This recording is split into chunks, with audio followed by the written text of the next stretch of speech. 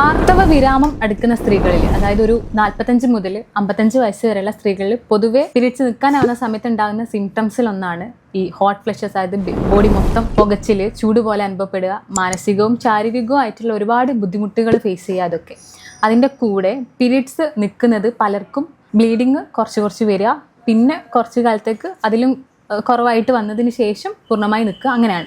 പക്ഷെ അതല്ലാതെ ചില സ്ത്രീകളിൽ അമിതമായിട്ടുള്ള രക്തസ്രാവമായിട്ട് വരാറുണ്ട്. ആ ഒരു ഏജിൽ, ആ ഒരു 45-55 ആ ഒരു ഏജിൽ കൂടുതൽ രക്തം പോകുന്ന രീതിയിൽ വരാറുണ്ട്. പക്ഷേ ഇത് നോർമൽ ആക്കിയിട്ട് പലരും എടുക്കാറുണ്ട്. ഇതിൻ്റെ സിംറ്റം അല്ലേ, ആർത്തവവിരാമത്തിൻ്റെ സിംറ്റം ആണ് എന്ന് പറഞ്ഞിട്ട് പലരും നിൽക്കാറുണ്ട്. എന്നാൽ എല്ലാ അമിത രക്തസ്രാവങ്ങളും, ആ ഏജിലുള്ള എല്ലാ ഓവർ ബ്ലീഡിങ്ങുകളും ഈ പീരീഡ്സ് നിൽക്കുന്നതിൻ്റെ ഭാഗമായിട്ട് വരുന്നതല്ല. അപ്പോൾ അങ്ങനെ നിങ്ങൾ ബ്ലീഡിങ് അനുഭവിക്കുന്നുണ്ടെങ്കിൽ നിങ്ങൾ ഉടൻ തന്നെ ഒരു സ്കാനിങ്ങോ കാര്യങ്ങളോ എടുക്കണം. ഒരു ഡോക്ടറുടെ കൺസൾട്ടേഷൻസ് എടുക്കൽ നിർബന്ധമാണ്.